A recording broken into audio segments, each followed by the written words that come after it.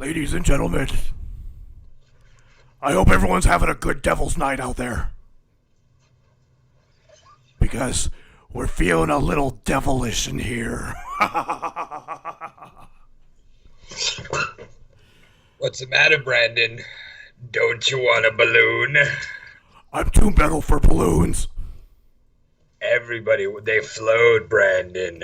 They all float. And when you listen to Devil's Night of Talking Shop with the Boss in the Box, episode 88, you'll float too. Happy Devil's Night out there, everybody. Happy Devil's Night!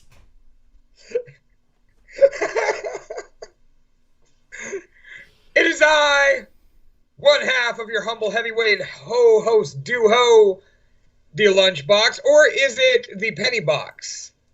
Capital P, capital B, thank you very much. I don't know, but, I'm pretty sure it's gonna be some sort of box. And if you have a box, I want to stick things in it. And would you please introduce yourself, Brandon the Black Metal Blacker?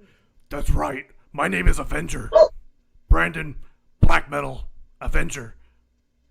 Boss, Blacker. I'm a guy from the Nordic Frost who loves horror movies and talking shop with the boss in the box.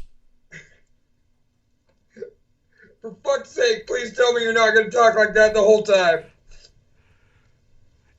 If Christian Bale could talk like this for 3 fucking Batman movies, I could talk like this for an hour.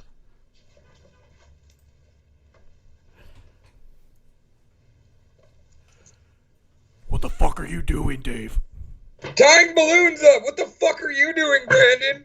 Looking menacing in my makeup. No, you're not. You look like a little kid who, wanted to go see My Chemical Romance, but, he didn't wear tight enough jeans, so you went to the black metal show instead. Hey, Immortal is a very good band, okay? There's nothing wrong with Necrophagus. Nothing wrong with Necrophage. Anyway, welcome to Devil's Night, everybody. Brandon, please. I can't do it with you in this mode. Okay, everybody, ladies and gentlemen, this is episode 88 of Talking Shop with the Boss in the Box. Very special Devil's Night. That's right, the night before Halloween, ladies and gentlemen. And we thought of no other way to celebrate Halloween or Devil's Night better than, counting down our most favorite kills. And just to let you know, a lot of people get confused with favorite as best. No. This is our favorite. They could be the shittiest fucking kills in horror movies ever, but we like them. So we're going to show them. So they're not the best kills in the history of horror movies, or could they be? Or are they? Or are they? That's right. So, it's all about murder and kills on this episode. And if you have murder and kills that you guys absolutely love from your scary movies, please throw them up in the chat, man, because we want to hear about them, okay? We want to hear about what you love. We want to know what you've got going on. We want to know what your favorite kills are. We want to know if you think ours suck. We want to know if ours made your top 5 list.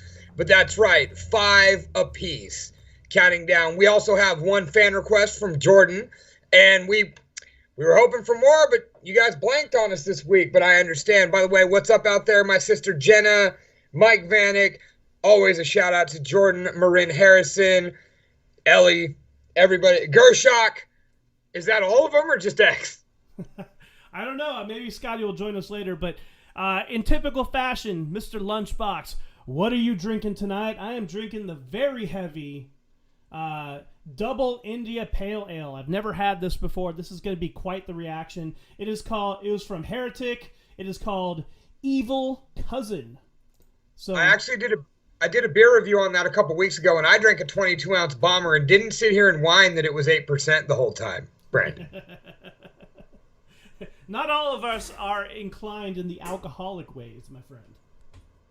So it's true. I, on the other hand, am drinking a liquid gravity, hella pitted apricot wheat beer. Wheat, huh? Trying to get your fiber up, huh? Definitely trying to get my fiber up, and it's been a long week with my new job. I got to get these carbs going, get my energy up. And by the way, this beer is actually really good. So if you haven't had this beer, go get it. It's really tasty. Everything Heretic does is wonderful. If you're into IPAs, Heretic's probably the brand for you. Absolutely. So in tonight's episode, we're going to be showing videos. Some videos may be short. Some videos may be a little bit longer. But that's to build suspense to the kill. You know what I mean? Brandon Stamp, what's up, Brandon? Says 8%. That's lightweight. It probably is because in terms of alcohol, I'm not as black metal Nordic Frost as I appear tonight. So all power to you, brother. You know what? I'm going to disagree. As far as the beer goes, an 8% can hit like a dump truck if you let it. I mean, don't get me wrong. It's not a get smashed off the cuff beer. But if you're sitting there with a 6-pack side saddle while you're slapping some cards with your boys, and you drink 4 or 5 of those bitches, next thing you know, you're going to be pretty tanked. Oh, hell yeah. Just kind of accidentally. So, like, as we are out there, this is a live show. Please interact with us. Like, what are some of your favorite horror movies out there? What about some gore fiend movies? Like, movies just all about the gore. Like, fucking Evil Dead, dude. Like, Evil Dead 2. Evil Dead Goes to Space, I loved the remake of Evil Dead. When it started raining blood, I was just like, this shit's intense. Hostel. And we're just going full fest. Ah, dude, the Achilles heel rip. Oh. The eye. Oh. The eye getting burnt out with the blowtorch. Yeah. Dude, enjoy. Oh, Mr. Blacklist says Mr. Blacklist drinks whiskey and whiskey alone. Ellie throws out Cannibal Holocaust. Yes, dude. Oh man, speaking of Holocaust, I was watching Toxic Crusader the other day. Anything that Trauma does, man. Trauma films are fucking amazing. Not so much nowadays because they don't really do anything anymore. But like their old films are as gory as they come in the best fashion ever. Oh yeah, Brandon. The Audition, hell yeah, dude. The Audition is crazy. The Shining, that's a great movie. Ooh, X throws out The Thing from '82, the original Thing. Oh, fuck yeah. I know you have quite the affinity for The Thing. I've heard you mention that one quite a few times. Dude, it's one of the creepiest movies ever. Mm-hmm. It really, really is. Just the whole nobody knows and you could never know. And out there in total isolation. Blair Witch was dope till they kept trying to pass it off as a real thing. The Ring was bullshit. Yeah, come on, X. You could do better than that. I know you can do better than that. Swamp Thing was pretty rad. Swamp Thing was rad as fuck, but it wasn't. I didn't think of it as a horror movie, really. Yeah. Oh no, it was just dark and creepy. Okay, so let's see. Vanek says Plan 9 from Outer Space. Always a good classic. And I also like the Misfits cover band that comes from there, Plan 9.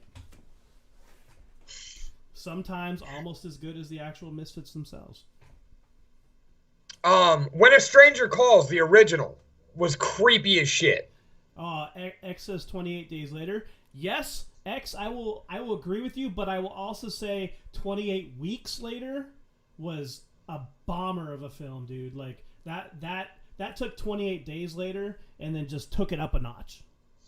Yeah. I actually didn't like 28 Days Later that much. I prefer 28 Weeks Later.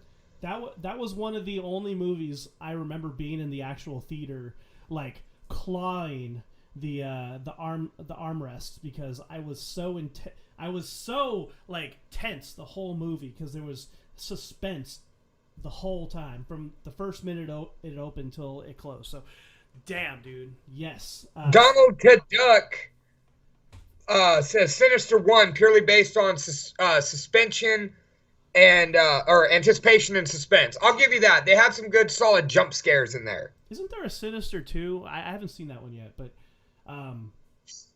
you want to talk about like kind of slow build. So one I actually watched yesterday. It's a Hulu exclusive, and it pretty much reminded me a lot of Get Out. If you guys saw Get Out was really good too. It's basically about evil hair. Like this girl goes to get her weave done, and it turns out it's like a cursed weave. And you mean like this evil hair? Sure. Or like, you know, I hate to say it, but that was stolen from the Simpsons Treehouse of Horror. I'm not kidding. There was an episode when Snake was executed and Homer's got his hair as a transplant, and it was possessed, and it went around killing all the people who snitched on him, including Moe, Apu, and then it even tried to take out Bart. Sounds like a good time. You know, like, yeah, so go check out go check out The Simpsons, Treehouse of Horrors. Go check out Bad Hair on Hulu. You know, really slow build, but once it gets going, it's ridiculous, gory fun. I loved it. All right. Now what everybody came to see, blood and guts and violence. Okay, so just to repeat again, these aren't the best of all time. These are what we like. So, you know, I hope you like what we like. There are obviously gory and more ridiculous murders and kills and horror movies out there, but fuck, man, let's have some fun. So how about this? Let's start out with our number one fan, our mascot of sorts, Miss Jordan Marin. Let's start out with her pick, you know, because she asked if she could have a pick on this week's episode, and we said yeah. So let me go ahead and queue up her pick. Let's see, where is it? Jordan's pick, okay. All right, so bring it on up here. So when we're working with stuff, we have many buttons to choose from. And I have to find the right thing. So it's going to be this one and that one. Okay, cool. So it's fun. And I think we all know what happens after that.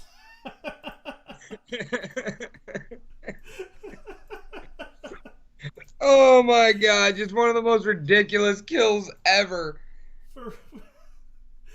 You know, that was pretty cool. Like, how many hotel rooms have you ever been to that have like a mirror on the ceiling? I've never been to one. Have you been to one? I've been to them. I've never had one myself, but like certainly none ever that classy with the cool ass waterbed and the giant, you know, lighting and all that good stuff with the mirror.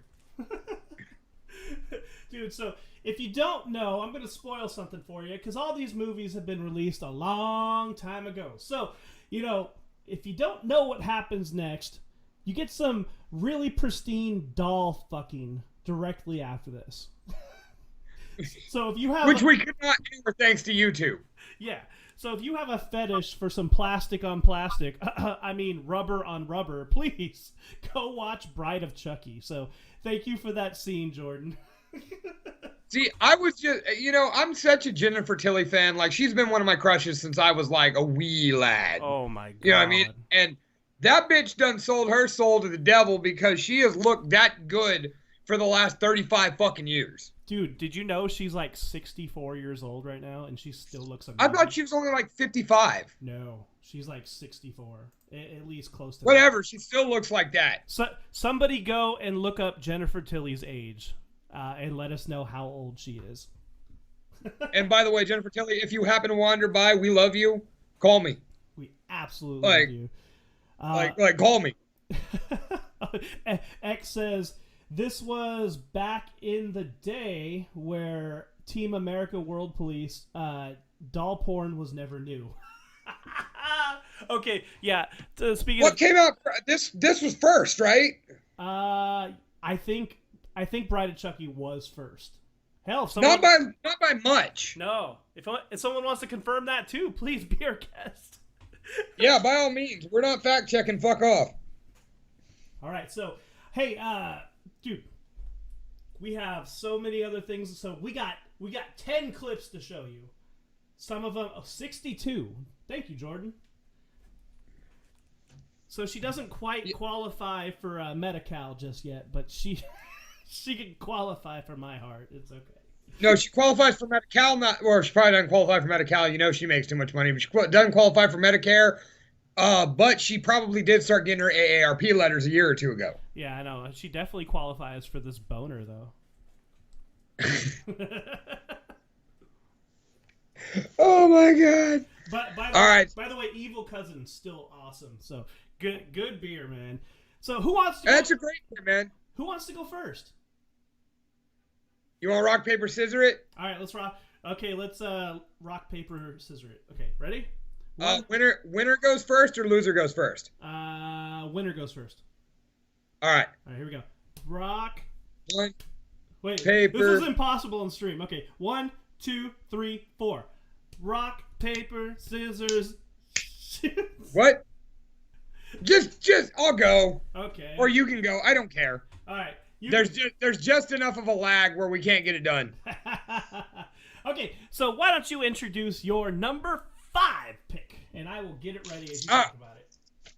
All right, my number 5 pick. Now, those of you who are horror buffs are all very familiar with the name of Freddy Krueger, played by the one and only Robert Englund, who my dear Martina has his autograph tattooed on her butt because he signed her butt. And he also signed JoJo's arm, too. Apparently, he was a super cool guy. Talked to him for about 5-10 minutes. Was just gracious as could be.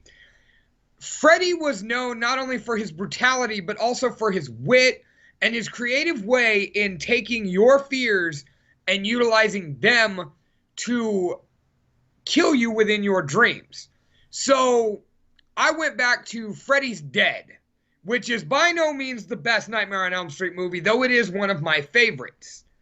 And I went ahead with the sensitive-eared deaf guy getting his head blown to bits. This is going to suck because I'm wearing headphones.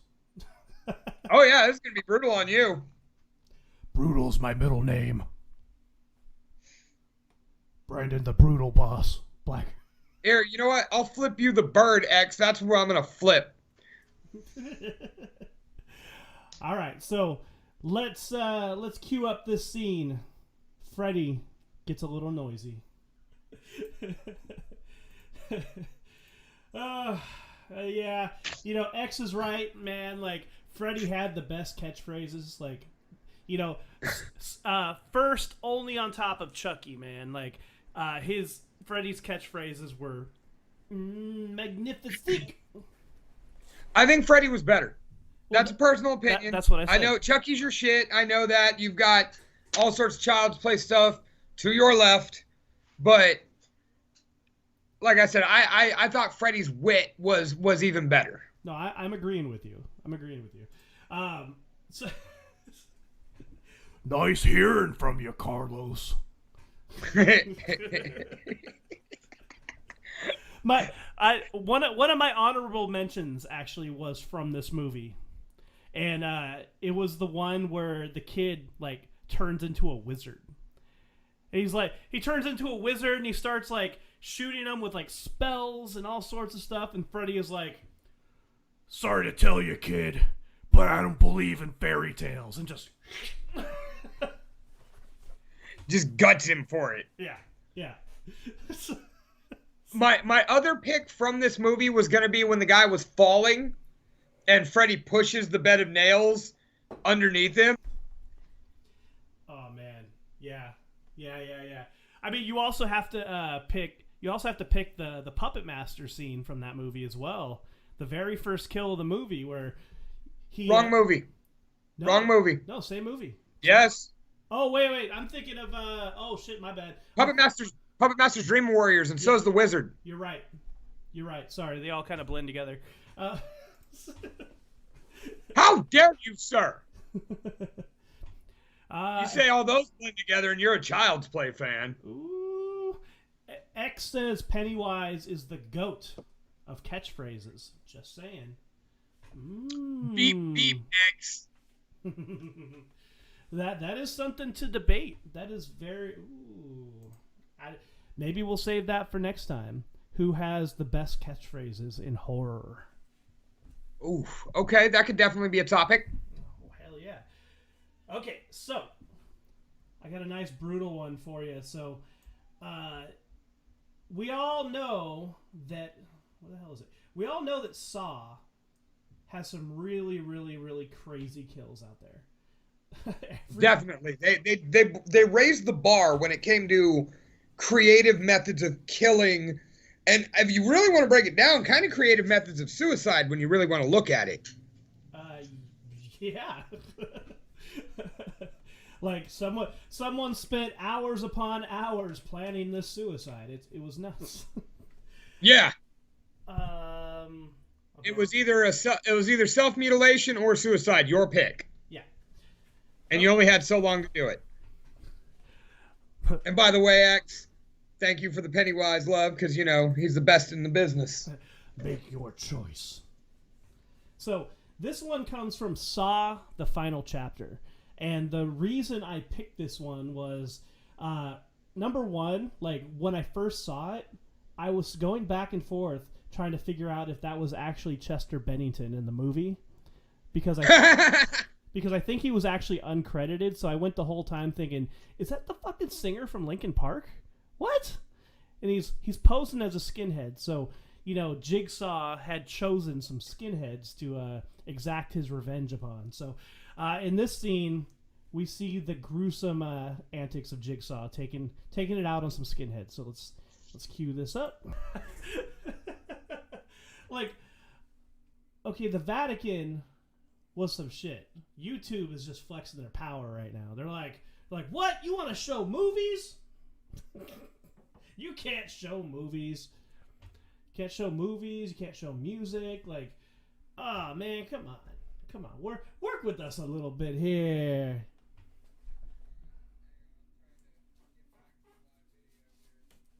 All right. As they say in any live show, oh, we can't hear Dave. Why can't we hear Dave? Oh. Can we hear Dave No. now? Let's hear. I can hear Dave just fine. He should be good now. How about now? Good. You ever seen that comedy robot? You ever seen that guy? He's like, "How are I Good." No. I have Ter- no clue what you're talking about. Yeah, he's terrible. I forgot his name, but his act is so perfect that he's scary. He's really scary. That is scary, huh? Well, because I don't know. I'll show you after this, but he's just. Ugh. Okay, so All right. let us move right along. So Until they probably kick our asses off again. yeah.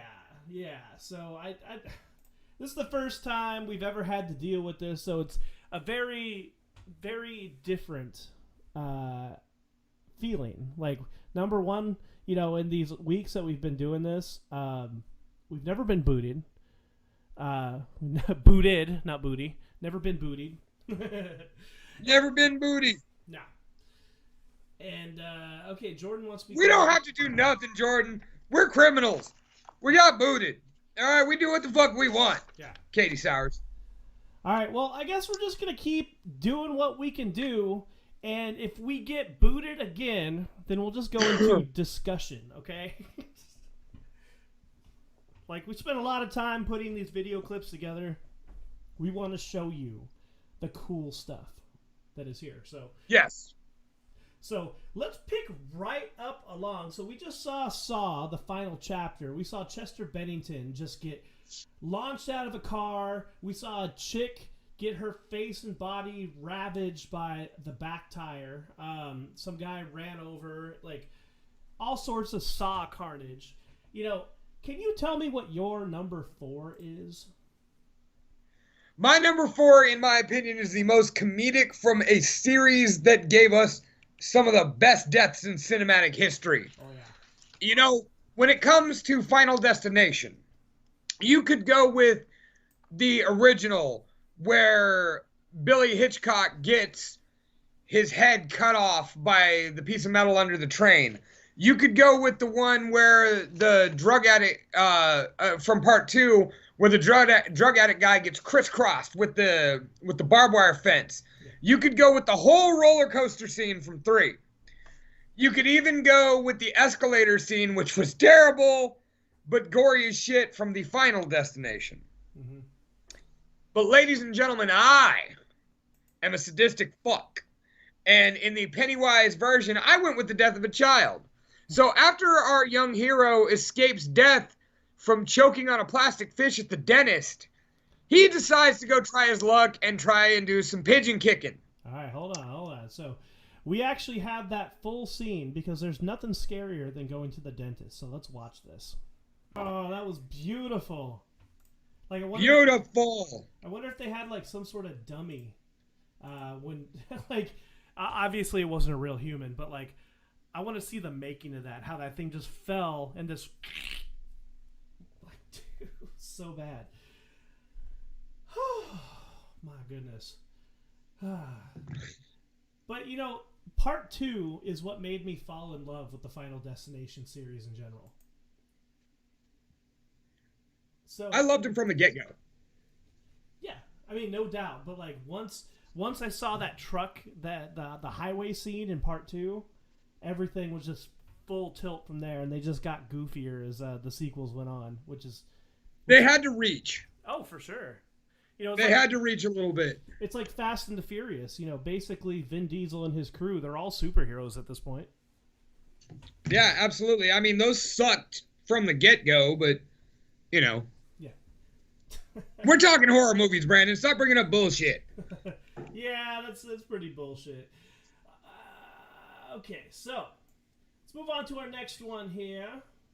So, are we just going to keep running clips till they kick us off again? Yeah, I mean, what can we do? I mean, we already started showing clips. We might as well continue to try to show them. Gotcha. Understood. So this next one, completely shitty movie, all the way through. But the best part of the movie is easily the first 5 minutes before the intro credit. So, this could be a lot of different movies, but I chose this one just for the sheer brutality and goriness of the straight intro. The rest of the movie is bullshit. And when I say bullshit, it's one of those movies you could just skip. It's okay. But watch the first 5 minutes of the movie. So this movie is Ghost Ship. Incredible. So if you haven't seen Ghost Ship, well, you don't need to, because that's all you need to see. Yeah, we showed you the best part. Yeah. The rest of the movie was just an hour and 40 minutes of just them roaming around a haunted ship and stupid drama happens. It was one of those things where that was such a badass opening scene, and you were just like, fuck yeah. And then you had to start thinking about the fact that, dude, now it's just going to be a couple people wandering around a boat for the next hour and 45 minutes. You know what that reminded me of in that way? It was like The Walking Dead. I don't know if you ever got into that show, Mr. Lunchbox, but like The Walking Dead was great. And then they brought in Negan, and they had that really awesome episode where Negan comes in, he fucking kills Glenn. You know, bullshit happens, and then immediately the next episode, it's like slow, stupid storytelling. Then the next episode is slow, stupid storytelling. And then it's like 8 episodes later, and nothing has actually happened. Oh, they got us again. Did they?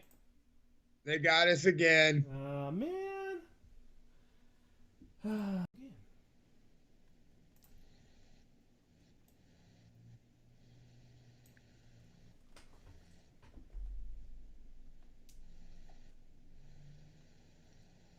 All right, we are live for the 3rd time.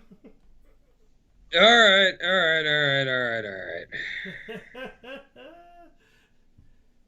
We are so sorry.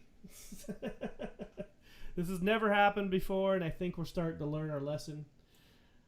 We might actually have to just go ahead and bite the bullet on this one and stop playing clips for you guys. Sorry about that. We were planning on a gore fest. And if Brandon and I were in front of each other, we could just like beat each other up. We give you some real life gore. Have you posted the link yet? No, Jordan's back. Let's see. Well, Jordan's back because Jordan's just keeping a stone stock eye on us because that's Jordan. And thank you, by the way, Jordan. We appreciate it. Oh yeah. So we're gonna link post. Let's see. Attempt number 3.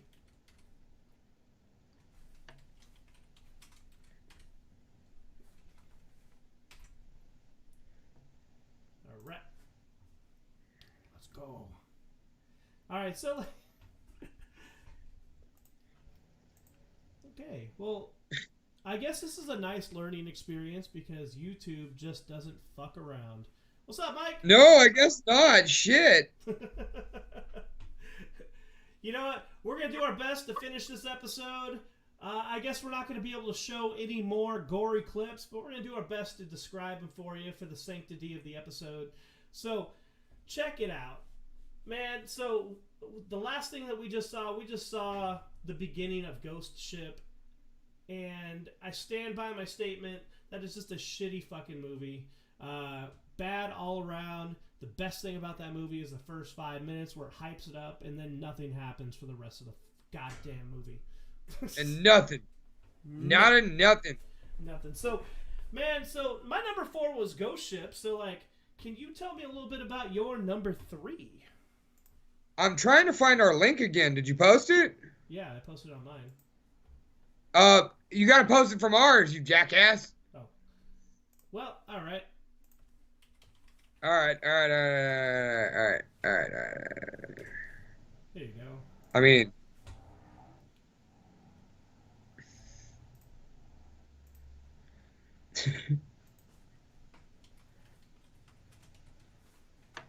Alright, so while we're waiting on everybody to come on back, thank you guys, by the way, for sticking it out with us. We do appreciate that. Yeah, like, as we always say, live shows have their problems, but YouTube was just not having our shit tonight. We thought we were going to be sly and show you some awesome clips, and they were like, no. No. You think you could have some fun on our behalf? I don't think so. I know. What the fuck kind of shit is that? Oh, you know, we're hoping you guys didn't think we were going to let you guys do this. I mean, it's not like it's a holiday or anything. So the other day, I got a comment on one of the Boss Reacts videos, and we were reacting to, or I was reacting to the Gershok Saint Anger song. And the dude comes on there and he's like, you sound more like a radio host than a musician. I'm like, I'm both. I do it all, buddy. And then his first comment was like, we got more of the Boss than we got of Gershok. I was like, you know what reaction videos are, right?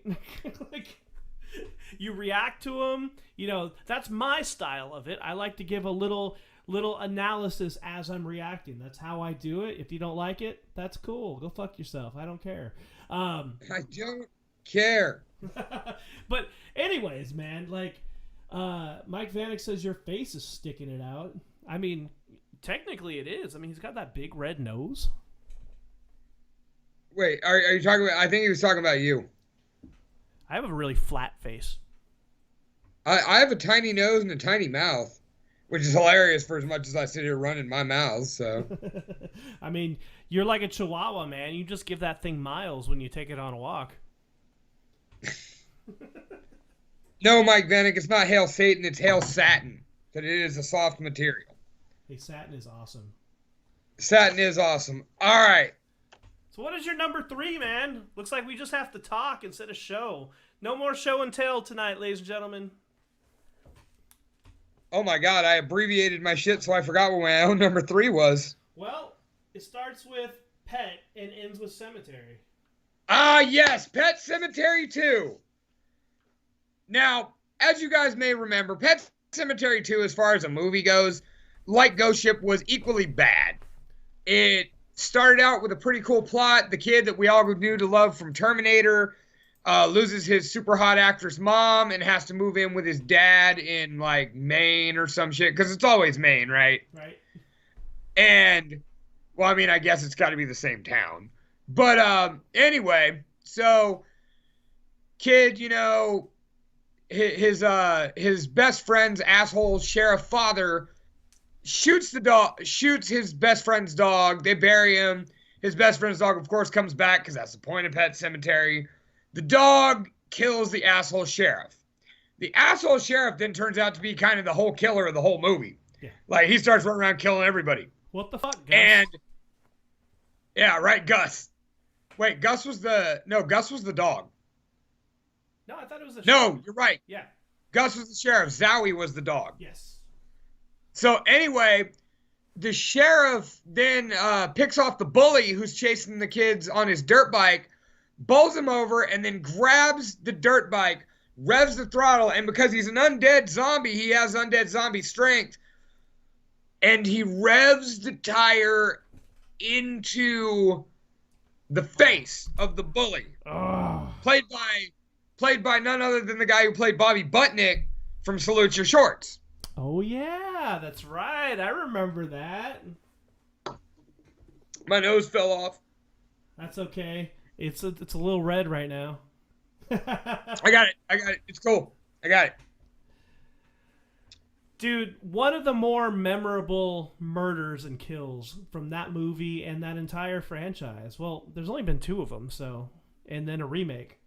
Like, which was awesome. We went over this many episodes ago. I think last year, actually. Yeah, I thought the remake was way better than the original. It was different.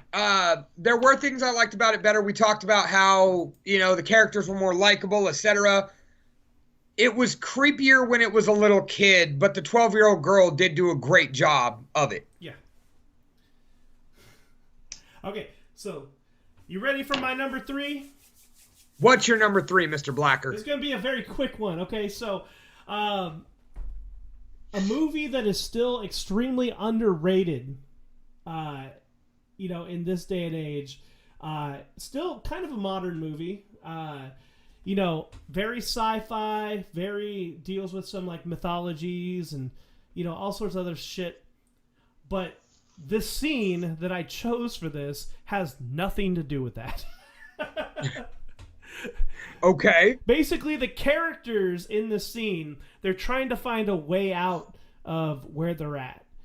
And in this particular scene, in Cabin in the Woods, a very jock-like Chris Hemsworth, you might know him as Thor from the Marvel Universe, comes in and he's like, oh, I'm a dirt bike rider, so I'm gonna go to safety, so I could jump these jumps at home.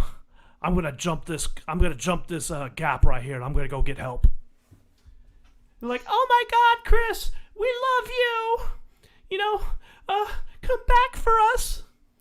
He's like, I'll be right back, or whatever he says. And he gets on the dirt bike and he makes a resounding loop around to gain some speed, and he's going super fast. Great. Yeah, the music was great. Looks like he's going super fast. He hits the jump. The music is escalating, and all of a sudden,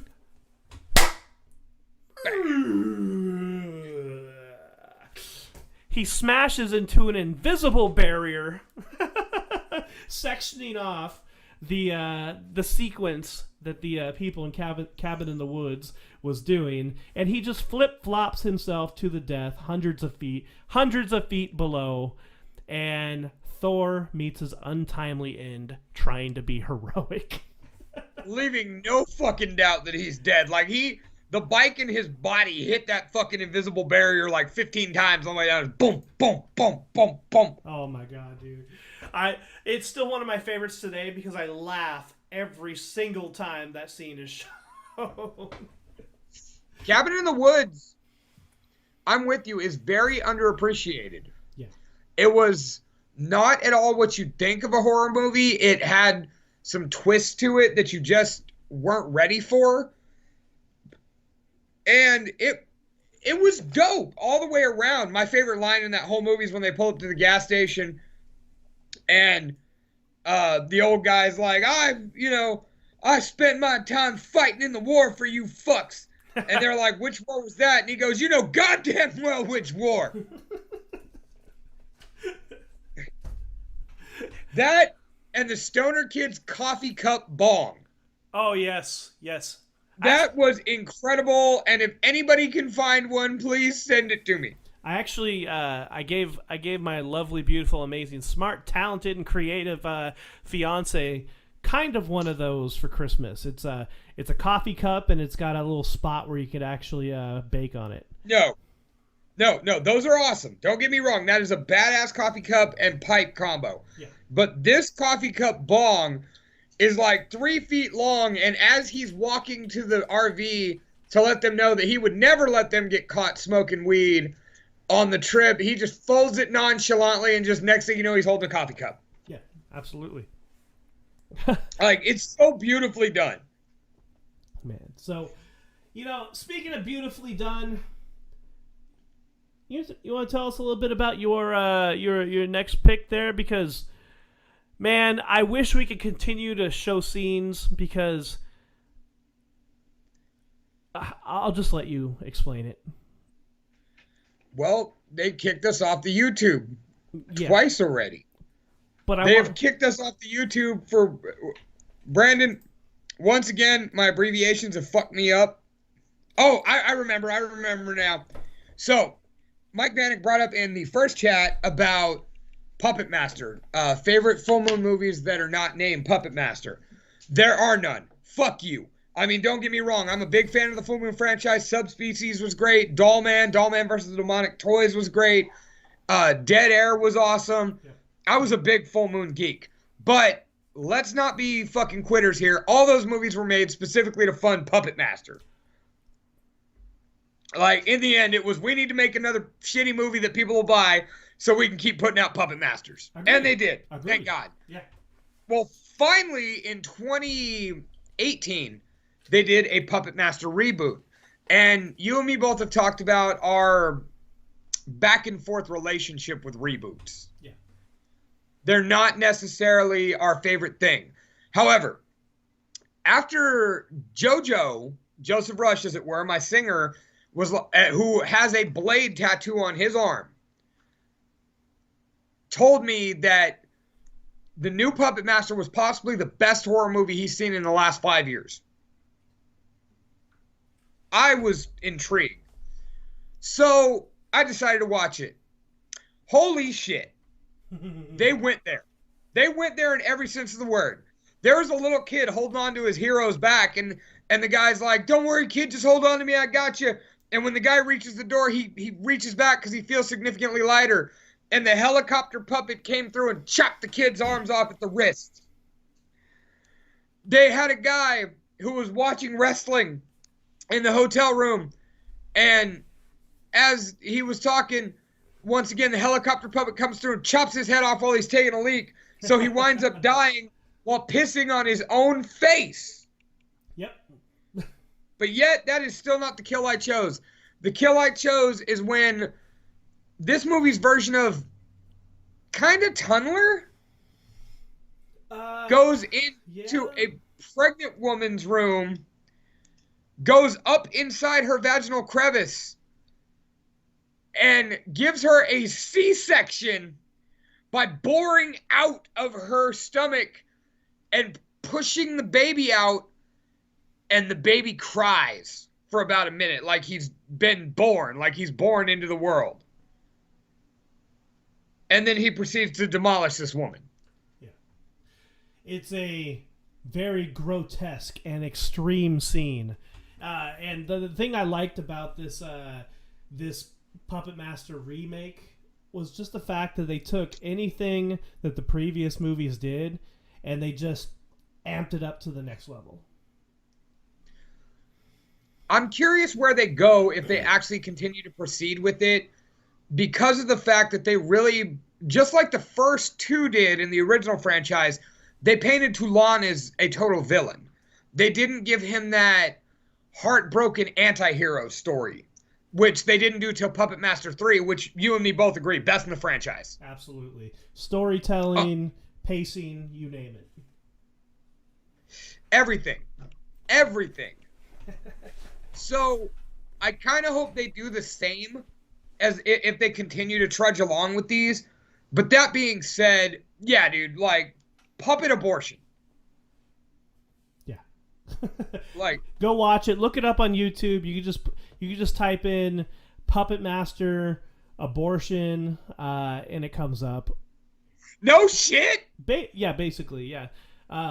So, or if you just type in Puppet Master reboot kills, it's in there too. So for my number 2, while not as gory and extreme as yours, I love funny shit. Like, I have an affinity for blood and gore, but the funny shit gets me every time. So in this shitty movie, Jason X, and too bad X isn't here because we get to say X a whole bunch of times. X from Gershok. In Jason X, later in the movie, Jason becomes Mecha Jason or Mega Jason or Ultra Jason, whatever you want to call him. Or Uber Jason, I think that's what they call him, Uber Jason. And dude, he's trying to find the crew members, and the crew members turn on like a hologram simulation of like campers in 1980, and it's like, let's take him back to Crystal Lake. Yeah, that seems like a good idea, and.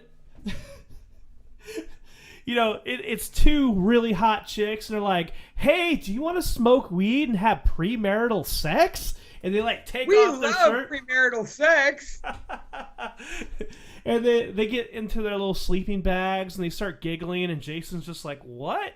And then the next scene, Jason just grabs one of the sleeping bags and just starts beating the other sleeping bag with the chick in the sleeping bag, and then beats the other sleeping bag to death, and then slams the other sleeping bag into a tree. He gets tired. An undead Mecha Jason gets tired, and like when he throws it into the tree, he just kind of grunts with, "Oh!" Like, Jason doesn't say one fucking word in 87 movies, but in this particular scene, he's like. Not true. Really? In Jason Takes Manhattan, when he's underground as the flood is coming towards him and his mask comes on, he looks up and in a child's voice says, "Mommy, don't let me drown." Oh, yes. "Mommy," and then boom.